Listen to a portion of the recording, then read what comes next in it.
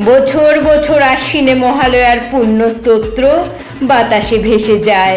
কাশফুলেরা ঢেউ তোলে মাঠের পর মাঠ জুড়ে। বছর বছর ঢাকিরা ঢাক বাজায়। আলোয় আলোয় ভরে ওঠে গ্রাম শহর মফস্বল।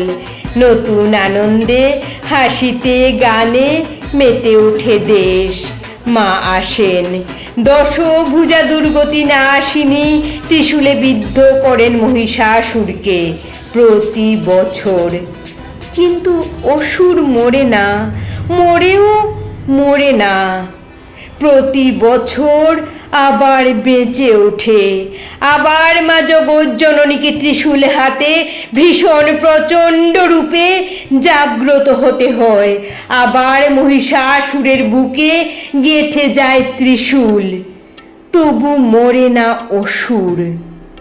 আসলে বছরে 4 দিন মা দুর্গাকে আমরা ডাকি। বাকি 361 দিন অসুরদের সঙ্গেই থাকি। তাদের সামনে মাথা নিচু করি। তাদের আস্ফালনকে ভয় পাই। তাদের ধ্বংস ও সন্ত্রাসকে সমীহ করি। তাদের ভয়ে আমরা কুঁকড়ে থাকি। বছর বছর তাই অসুররা মরে না, ফের বেঁচে ওঠে, বারবার বেঁচে ওঠে।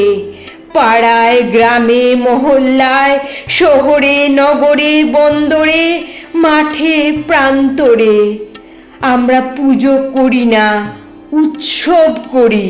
আমরা মন্ত্র বলি না, উল্লাস করি।